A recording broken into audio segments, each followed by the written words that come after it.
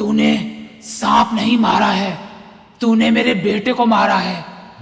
मैं तुझे जिंदा नहीं छोड़ूंगा। तूने मेरे बेटे को मारा है। मेरी बड़ी औलाद, मेरी पहली औलाद को तूने मार डाला। तुझे जिंदा नहीं छोड़ूंगा। नमस्कार दोस्तों। बिहार के मोतिहारी नाम की जगह पे एक परिवार एक घर में रहने के लिए जाता है। ये घर अच्छा खासा बड़ा था। सोचे थे कि कितना मज़ा आएगा, कितना अच्छा लगेगा इतने आलीशान, इतने खूबसूरत घर में रहने के लिए। लेकिन इनके साथ कुछ ऐसा घटना शुरू हो जाता है कि ज़िंदगी भर तक इनकी कई पुश्तें याद रखेगी।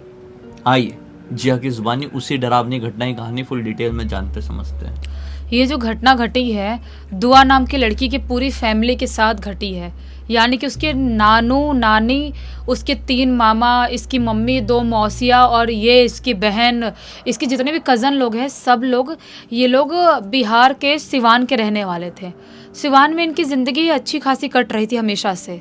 वहीं पे रहा करते थे, वहीं पे उनकी पढ़ाई लिखाई चल रही थी और नानू का इसके जॉब भी, जो भी वो इंजीनियर थे तो उनका काम भी वहीं पर चल रहा था। सब कुछ ज़िंदगी में सही सही था क्योंकि ये लोग अपने शहर में ही रह रहे थे। लेकिन एक टाइम ऐसा आता है, 2013 की बात हो गई, इसके नानू का अचानक से ट्रांसफ़र हो जाता है मोतिहारी बिहार में। मोतिहारी में ट्रांसफ़र होता है तो अब सब लोग सोचने लगते हैं कि इतनी बड़ी फैमिली लेके मतलब कैसे जाएंगे दूसरे शहर में रहने के लिए। और बड़ी बात होती है, आप जहाँ रहते हो वहाँ से अचानक से पूरी फैमिली, इतनी बड़ी फैमिली उठा के आपको कहीं जाना है तो टेंशन तो हो ही जाती है। नानू को बहुत टेंशन हो गई कि मेरी इतनी बड़ी फैमिली कौन से घर में एडजस्ट कर पाएगी और कहाँ पे रह पाएगी।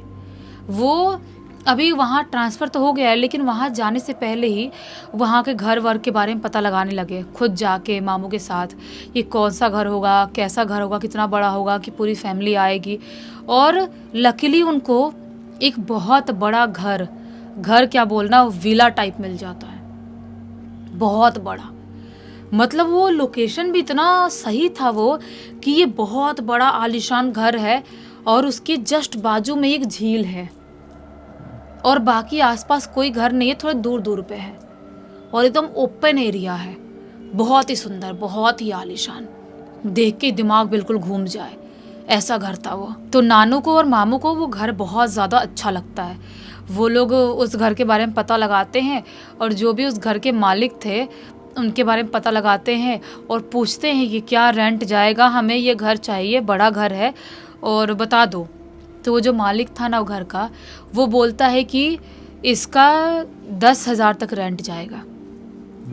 ये सुन के शौक, इतने बड़े घर का 10,000, मतलब कैसे पॉसिबल है?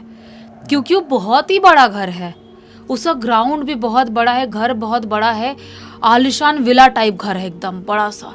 तो इसके मामा एकदम हालांकि स्माइल करने खुश हो जाते हैं और नानू के अंदर भी एक चमक आ जाती है कि इतना बड़ा घर 10,000 में सिर्फ मिल रहा है, हमारी फैमिली तो एकदम मस्त अय्याशी से आराम से रहेगी वहाँ पे। वो लोग बोलते हैं हाँ हाँ ठीक है, हमारी डील पक्की। अब इनकी डील पक्की हो गई, ये लोग सिवान आते हैं और सिवान आके सबको बताते हैं कि ऐसा ऐसा है, बहुत ही बड़ा घर मिल गया है, बहुत ही सुंदर, बस रहने चलोगे तो पता चलेगा क्या घर है वो। सब लोग एकदम एक्साइटेड कि वाह, मतलब बड़े घर में जाएंगे। अब सब लोग सिवान से शिफ्ट हो जाते हैं मोतिहारी उसी बड़े घर में, वहाँ आते हैं, वहाँ रहने लगते हैं मस्त। जो इसकी मम्मी का कमरा है और जो मौसियों का कमरा है वो अलग है, एक कमरा है जिससे वो झील दिखाई देता है, सुंदर सा झील। और जो नानी का कमरा है वो अलग है, मामा मामी का सबका कमरा अलग है, ऐसा वाला है। इतना बड़ा घर है कि इस चीज़ की कमी तो है नहीं, सबको मस्त आराम से जिस जिस कमरे में रहना उस कमरे में रहेंगे। सबकी ज़िंदगी, सबको लग रहा था कि नॉर्मल ही कटेगी, लेकिन नॉर्मल नहीं कटती है। यहाँ पे इनको आए हुए कुछ दिन हो जाते हैं और सबको कुछ अजीबोगरीब महसूस होने लगता है। ऐसा उनको बार बार लगता था कि हम अकेले नहीं हैं। अगर कोई भी बैठा है ना तो उसको लगता है कि कोई तो अभी क्रॉस करके गया, जस्ट क्रॉस करके, या किसी की आहट महसूस हुई। अकेले नहीं है ऐसा महसूस उनको डे 1 से ही होने लगा था, लेकिन चीज़ों को इग्नोर कर रहे थे क्योंकि इनको लग रहा था कि नया घर है, हम इस घर को ढंग से जानते नहीं हैं, उसकी वजह से हमको ऐसी फीलिंग आ रही होगी। नई जगह पे तो एडजस्ट करने में किसी को भी थोड़ा टाइम जाता ही है। इसी चीज़ को छोड़ के ये लोग इग्नोर करने लगे। लेकिन दुआ की मम्मी मौसी इन लोगों के साथ कुछ अलग होने लगा। ये जिस कमरे में रहते थे वहाँ रात के टाइम पे भी विंडो कई बार हवा आने के लिए, ताज़ी हवा के लिए खोल के छोड़ते थे, लेकिन बाई चांस कोई भी उठा और विंडो की तरफ से बाहर देखा तो क्या पाता था कि कोई बहुत ही भारी सी, मतलब कोई चीज़ कूदी है झील के अंदर, ऐसी चीज़ महसूस होती थी। ये लोग कई बार अपने अम्मी अबू को बताती भी थी, बहनें, कि ऐसा ऐसा हो रहा है, भाइयों को बताती थी, लेकिन कोई यकीन नहीं कर रहा है। ये सब चीज़ें बहुत ज़्यादा बढ़ने लगी। दुआ की मम्मी मौसी सबको रोज़ कुछ ना कुछ महसूस होता, झील में कोई ना कोई कूदते हुए दिखाई देता, आधी रात के टाइम में, कभी रात के 2 बजे 3 बजे, कभी दिन में, और कोई कुछ बोल नहीं रहा है, ऐसा महसूस होने लगा। एक दिन की बात है, एक दिन इसकी दुआ की नानी ऐसे बैठ के नमाज़ पढ़ रही थी, दोपहर का टाइम हो रहा होगा, तो उस टाइम पे आंगन वाले एरिया में बैठ कर नमाज़ पढ़ रही थी। अचानक से नमाज़ पढ़ते पढ़ते ऐसा महसूस होता है कि जो मैं नमाज़ पढ़ रही हूँ ना, कोई मेरे इर्द गिर्द भाग रहा है, बार बार कोई आ रहा है जा रहा है, आ रहा है जा रहा है, बहुत स्पीड में भाग रहा है, और भारी भरकम शरीर लेके, हैवी शरीर लेके कोई भाग रहा है, कोई छत के ऊपर कूद रहा है, भाग रहा है, ऐसे ऐसे महसूस होता है। वो जब आँख खोलती है, देखती है, तो कुछ दिखाई नहीं देता, उनको बस महसूस हो रहा था। वो अपने पति को बताती हैं कि ऐसा ऐसा मैंने महसूस किया, नमाज़ पढ़ने के टाइम पे ऐसा कोई भाग रहा था, सब चीज़ें दिखाई दी। वो बोलते हैं तुम्हारा वहम होगा, ऐसा थोड़ी होता है। और वैसे भी अपने घर पे काम करने वाले इतने सारे लोग हैं, वो इंजीनियर थे तो उनके पास काम करने वाले बहुत सारे लोग भी थे, और बड़े लेवल के इंजीनियर थे वो। तो उनके पास एक औरत भी थी जिसको सब नानी नानी बोलते थे, वो भी काम करती थी, 2-3 मजदूर और थे जो काम करते थे। तो बोलते हैं नानू कि अगर कुछ होता तो उनको भी तो पता चलता, खाली तुमको क्यों पता चल रहा है। ऐसे ही इनकी ज़िंदगी ऐसे नॉर्मल तरह से बीतने लगी, लेकिन नानी को डेली महसूस होता कि जब भी वो नमाज़ पढ़ती है या कोई भी काम करती है तो कोई ना कोई महसूस होता है, कोई ना कोई इर्द गिर्द भागता है, कोई शायद मेरे ऊपर हावी होने की कोशिश करता है। ये सब चीज़ें बहुत ज़्यादा बढ़ने लगी, बहुत ज़्यादा। एक दिन इनके घर पे एक मौलवी साहब आए जो कि आँख से अंधे थे, जिनको कुछ दिखाई नहीं देता था। वो आए और घर के अंदर कदम रखते से ही बोल दिए, ये कहाँ रह रहे हो, यहाँ मत रहो, यहाँ रहना ठीक नहीं है। सब बोलते हैं कि क्या हो गया मौलवी जी, आप ऐसी बात क्यों कर रहे हो। मौलवी जी बोलते हैं, जहाँ पर भी रह रहे हो मैं देख तो नहीं सकता, लेकिन महसूस कर सकता हूँ कि जहाँ भी रह रहे हो वो जगह ठीक नहीं है। ये एक खबीस की जगह है। इस घर के एक कोने में खबीस और उसका पूरा परिवार रहता है। सब लोग शौक हो जाते हैं, बोलते नहीं नहीं मौलवी जी ऐसा कुछ नहीं है, मतलब ऐसा कुछ देखे तो नहीं है हमने, थोड़ा बहुत कभी कभी महसूस होता है, लेकिन क्या कर सकते हैं, इतना बड़ा घर भी तो इतना सस्ता मिला है। मौलवी साहब समझाने की कोशिश करते हैं, लेकिन ये लोग नहीं समझते हैं। वो उनका जो भी आदर सत्कार करना करते हैं और उसके बाद वो अपने रास्ते चले जाते हैं। एक दिन की बात है, शाम के टाइम में नानी अपने कमरे में बैठी हुई थी। अचानक से उनको उनके पास आता हुआ दिखाई देता है एक सांप। बहुत अजीब सा सांप था वो, और बहुत तेज से रूम में रेंग रहा था, ऐसा दिखाई देता है। मामा को पता चलता है, मामा फटाक से भागते भागते आते हैं और उस सांप को मार देते हैं।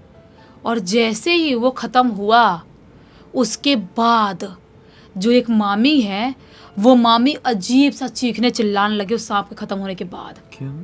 बहुत तेज से उसका शरीर पटकने लगी, चीखने चिल्लाने लगी, बोलने लगी, तूने सांप नहीं मारा है, तूने मेरे बेटे को मारा है। मैं तुझे जिंदा नहीं छोड़ूंगा। तूने मेरे बेटे को मारा है। मेरी बड़ी औलाद, मेरी पहली औलाद को तूने मार डाला। तुझे जिंदा नहीं छोड़ूंगा।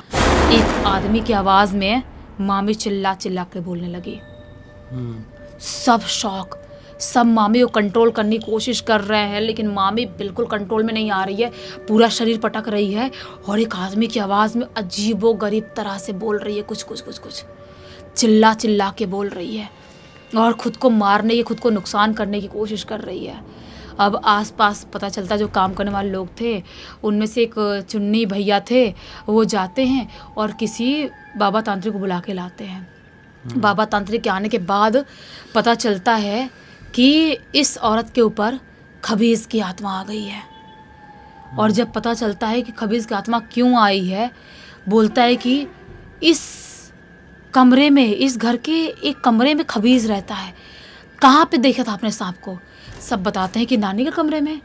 तो वो बाबा बताता है कि खबीज और अब उसका पूरा परिवार उसी कमरे में ज़मीन के नीचे दबा हुआ है, वहीं रहता है। और उसका लड़का ऐसी बाहर घूम रहा था और तुमने उसको मार डाले। अब वो बहुत बुरी तरह से बिगड़ चुका है, तुम्हारे पूरे खानदान को ख़त्म कर देगा, किसी को जिंदा नहीं छोड़ेगा। बहुत बुरी तरह से बिगड़ चुका है। सब लोग बोलते बाबा आप देखो, कुछ करो, ऐसा थोड़ी होगा, ऐसा थोड़ी हो सकता है। तो बाबा ने झाड़ फूँक बहुत किया, बहुत टाइम तक झाड़ फूँक किया, तब जाके मामी थोड़ी नॉर्मल होती है। लेकिन इनके घर की एक्टिविटीज़ अब और ज़्यादा बढ़ गई है। रात के टाइम में मम्मी को, मौसी को, किसी को भी चीखने की आवाज़ सुनाई दे रही है झील की तरफ से, और उठ के भाग के देखने जाते हैं तो कोई लंबा चौड़ा सा, कभी औरत, कभी आदमी, कभी बच्चा कूदता हुआ झील में दिखाई देता है। ऐसा होने लगा। धीरे धीरे करते करते महीने बीतते गए। जो दुआ की एक छोटी मौसी थी, मौसी की शादी हो गई। शादी होने के बाद वो अपने ससुराल चली गई। लेकिन अभी भी ये एक्टिविटी बहुत ज़्यादा बुरी तरह से फैली हुई है। एक दिन रात का ही टाइम होगा, लगभग शाम के 9-10 बजे का टाइम होगा। सब लोग खाना वाना खा के अपने अपने कमरे में आराम कर रहे थे।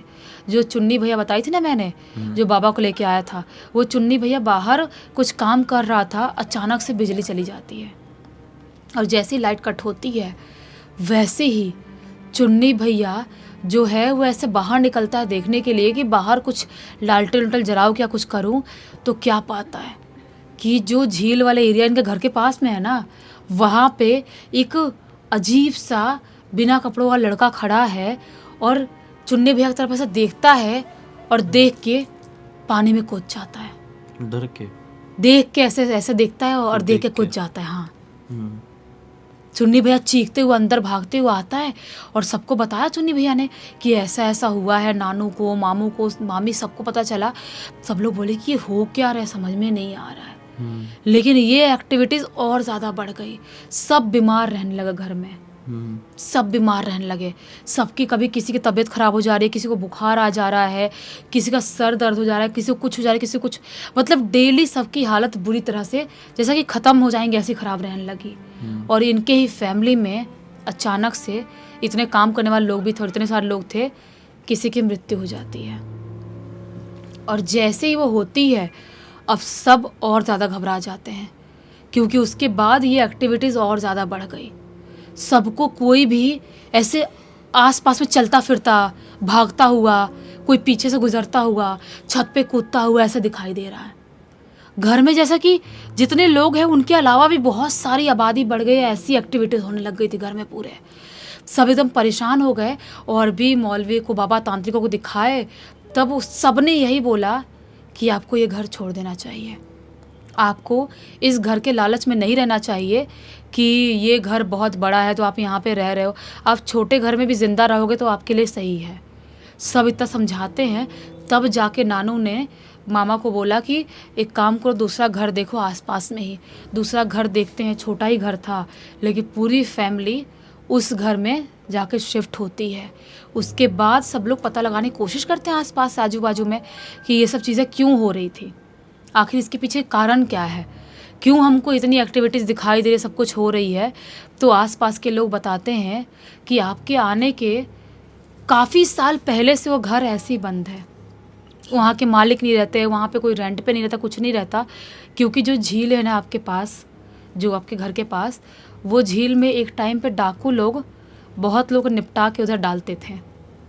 और जो आपका घर है वहाँ पर भी कुछ ना कुछ कांड हुआ है। ये बोलते हैं कि बाबा मौलवी ने तो बताए थे कि खबीज रहता है। बोले थे लोग कि हो सकता है जब इतनी एक्टिविटीज़ किसी जगह पे हो तो वहाँ पे अलग अलग टाइप की आत्माएं रहने लग जाती है। इसीलिए आपका पूरा घर वो कब्जे में था उन आत्माओं के। अच्छा हुआ आपने छोड़ दिया। वो जो घर है ना, इन लोगों ने छोड़ा ही। इनके छोड़ने के बाद बहुत साल तक ये लोग वहीं मोतिहारी में ही रहे, लेकिन कोई भी इंसान, एक सिंगल इंसान उस घर में रहने के लिए नहीं आया। सबको पता चल गया कि ये घर जो है बहुत बुरी तरह से भूतिया है। और आज अभी भी 2026 का टाइम हो गया है, वो विला टाइप का बड़ा आलिशान बंगलो है, वैसे के वैसे खाली है और उसको लोग भूत बंगलो या विला कुछ ऐसा बोलते हैं। और जो झील है उसको भी भूतिया झील बोलते हैं।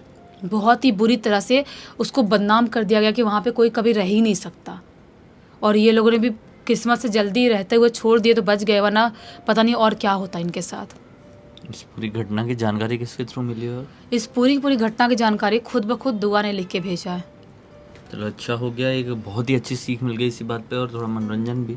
तो अब तक देख लिए थे तो लाइक कर देना, चैनल को सब्सक्राइब कर देना और इंस्टाग्राम और हमारी वेबसाइट की लिंक डिस्क्रिप्शन बॉक्स में मिल जाएगी। इंस्टाग्राम में आके ऐसी कोई कहानी आपके पास तो लेके भेज सकते हैं और हमारी वेबसाइट में आके हमारे प्रोडक्ट और सर्विसेज चेकआउट कर सकते हैं। कुछ अच्छा लगे तो खरीद लेना। बाकी चलो कल फिर से मिलते हैं, तब तक के लिए बहुत बहुत धन्यवाद। आपका दिन शुभ हो।